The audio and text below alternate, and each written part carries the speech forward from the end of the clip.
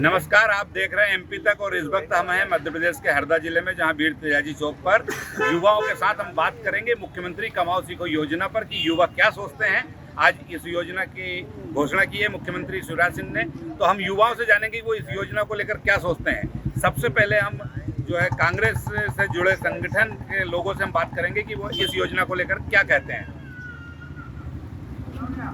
मुख्यमंत्री की हजारों योजनाएं जो सिर्फ बंद पड़ी हुई, ये भी एक चुनावी योजना है।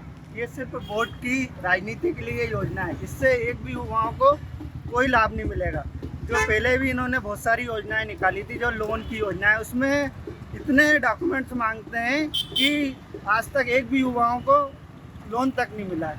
ये सिर्फ ये जो योजना है, ये एक चुनावी मुद्दा है, बाकी कुछ नहीं है।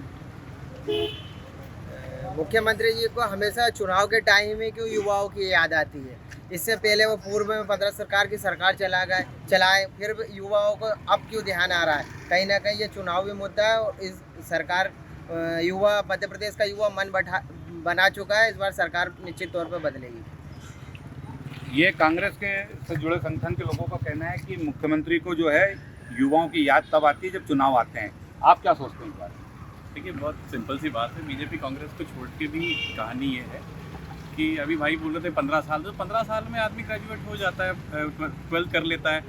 हर साल लोग बढ़ रहे हैं। अगर कोई कौशल प्रदान किया जाता है, पिछले मैनिफेस्टो में हमने भी दिया था कि बैंड बजाने और ढोल चलाने का भी ऐसा कुछ मेरे को याद आ रहा है कि था। तो अगर कौशल प्रदान किया जाएगा, मुझे कोई ट्रेनिंग चाहिए, मुझे सरकार 8,000 रुपये या मैं उच्च थी तो 10,000 रुपये दे के अगर कौशल प्रदान करने के बाद मेरी नौकरी लग जाती है, तो एक तरह का समन्वय है। मुझे लगता है कि बीजेपी कांग्रेस छोड़ के इसका स्वागत होना चाहिए। हाँ, ये जरूर बात है, इन्होंने कहा कि भाई चुनावी साल में क्यों की जा रही है। तो अभी लाडली बहना का कार्यक्रम किया था, तो थोड़े दिन के बाद उन्होंने लिया कि भाई नारी सम्मान योजना लेके आए, 1500 रुपये देंगे, 10 रुपये। तो इस तरह से नकल करने के बजाय जो भी अच्छी चीज़ है, युवाओं का काम हो रहा है, युवाओं के साथ ही बढ़ रहा है, मध्य प्रदेश का युवा आगे बढ़ रहा है, तो उसके लिए स्वागत किया जाना चाहिए। मुझे लगता है इस तरह की कहानी होनी नहीं। आप क्या सोचते हैं युवाओं मैं की? तो सर्वप्रथम माननीय मुख्यमंत्री जी को धन्यवाद देना चाहूँगा, जिन्होंने युवा कौशल योजना नीति को लागू किया प्रदेश के युवाओं को देखते हुए। मैं आपको बताना चाहूँगा, इस नीति के अंतर्गत आज का युवा जो मध्य प्रदेश में निवास करता है वो निश्चित तौर पर बेनिफिटेड होगा। ऐसे युवाओं को ट्रेनिंग और प्रशिक्षण सरकार देगी जो इस मतलब ग्रेजुएट हैं परंतु उन्हें कोई नौकरी नहीं मिली है। इसलिए सरकार ने ये योजना बनाई है कि वो अनेक सेक्टरों के माध्यम से, चाहे सर्विस हो, चाहे इंजीनियरिंग हो, चाहे डॉक्टर हो, जिस भी सेक्टर में युवा अपनी मेहनत आजमाना चाहता है, उसे प्रतिमाह 8,000 रुपये ट्रेनिंग के रूप में 1 साल तक सरकार देगी और वो आगे जाकर अपने उज्जवल भविष्य को कहीं भी निर्माण के लिए लगा सकता है। आप क्या सोचते हैं? आप कॉलेज स्टूडेंट हैं क्या? मध्य प्रदेश सीखो योजना जो है निश्चित रूप से एक वरदान है। हम तो उसको इसी तौर पे मानने की वरदान है उन इस छात्रों के लिए जो 12वीं के बाद किसी कारणवश किसी क्षेत्र में अध्ययन नहीं कर पाए या फिर किसी प्रकार का कौशल नहीं ले पाए। तो ये उनके लिए बहुत अच्छा एडवांटेज है और गवर्नमेंट के थ्रू कि कम से कम वो लर्न भी करेंगे विद अर्न के साथ। और जो गरीब तबके से बच्चे आते हैं तो उन पर एक बर्डन होता है परिवार पालन का, तो उससे भी वो मुक्त होंगे। तो ये मध्य प्रदेश का युवा समृद्ध और सशक्त होने जा रहा है। मध्य प्रदेश का युवा सशक्त और समृद्ध होने जा रहा है, ऐसी इस योजना के बारे में कहते हैं आप क्या? इन्होंने पहले 9 साल पहले ही बोला था कि हम हर साल 2 करोड़ लोगों को रोजगार देंगे। वो कहाँ गए 2 करोड़ रोजगार? अभी ये तो रोज नई घोषणा, इसके पहले भी इन्होंने इसी तरीके की योजना लेके आए थे और उसमें आपको ढोल चलाने की भी ट्रेनिंग दे रहे थे, आपको मिठाई बनाने की भी ट्रेनिंग दे रहे थे। ये शिवराज सिंह जी की योजना थी, कांग्रेस की शिवराज सिंह जी की योजना थी। बेरोजगारी भत्ता और उसके बाद में उन्होंने वो बाल काटने की भी योजना लेके आए थे। ये एक तरह की एक झूठी घोषणा है।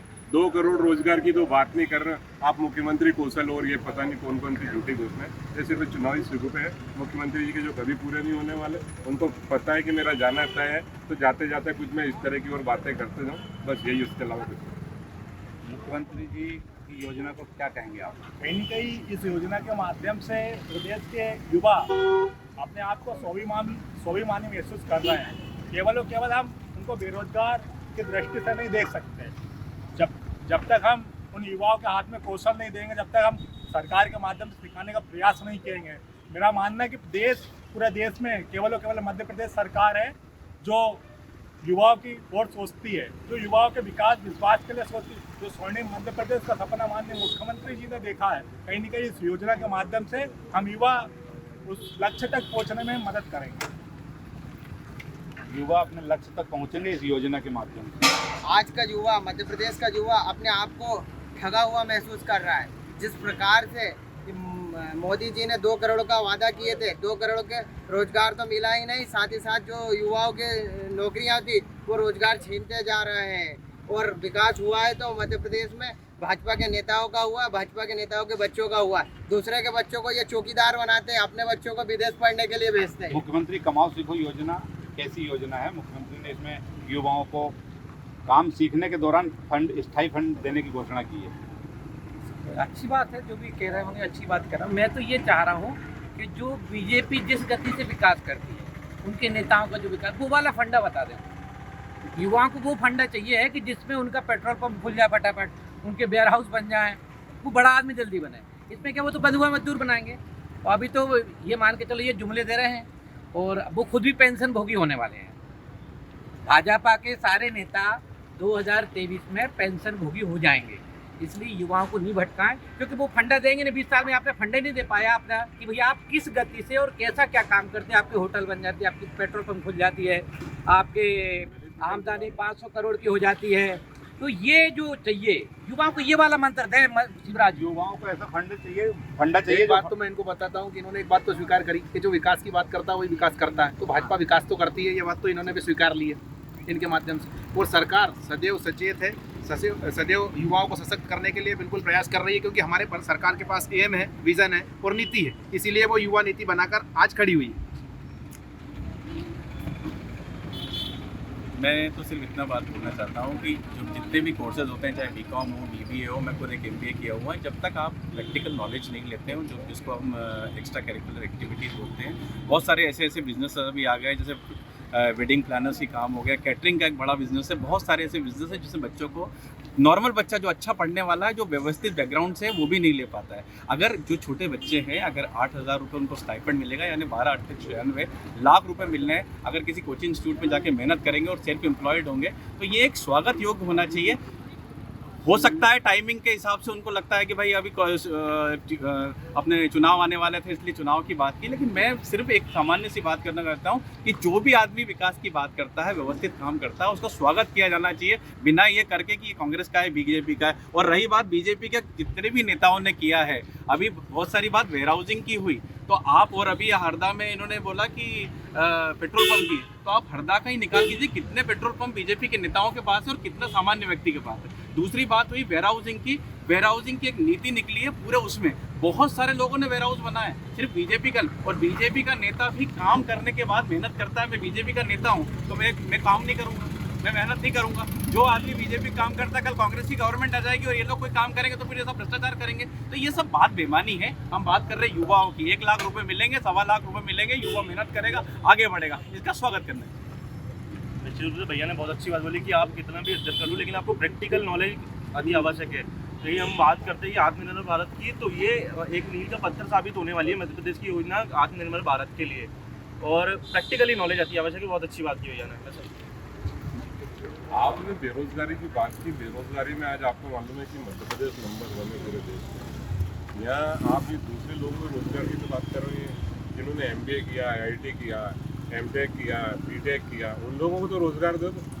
उनके तो रोजगार के पता नहीं, बेचारे घूम रहे हैं कि चपरासी की नौकरी के लिए आप आवेदन देखो तो उसमें चपरासी में IIT वाले फॉर्म डाल रहे हैं, उनके तो रोजगार का पता नहीं। व्यापम में आपने हज़ारों लोगों की नौकरियाँ खा गए, आप कहाँ रोजगार दो?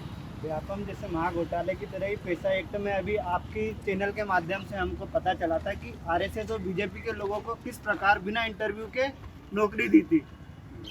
तो ये सिर्फ जुमलेबाजी है और ये शिवराज जी ये की तो बतलाहट बताओ है कि ना ये रोजगार कार्यालय नहीं तुमने बंद कर दिए हैं। तुम्हारे पास रोजगार का आंकड़ा है कि नहीं है बेरोजगारों का? भाई शिवराज सिंह चौहान जी के पास ये जो रोजगार पंजीयन होते थे, जब वो आंकड़े नहीं दे रहे, उनके पास आंकड़े नहीं, तो रोजगार के बेरोजगार भत्ता किसको देंगे? आंकड़े नहीं है तो बेवकूफ बनाने वाले, मूर्ख बना रहे हैं। हरदा में युवाओं में 2 मत हैं। कोई कांग्रेस के समर्थक जो हैं वो इस योजना को बेमानी बताते हैं, चुनावी शगुफा बताते हैं, जबकि जो भाजपा से जुड़े लोग हैं या भाजपा का समर्थन करने वाले युवा हैं, उनका कहना है कि ये योजना एक मील का पत्थर साबित होगी और भविष्य में योजना के माध्यम से लाखों हजारों लोगों को रोजगार मिलेगा। MP तक के लिए हरदा से लोमेश कुमार गौर की रिपोर्ट।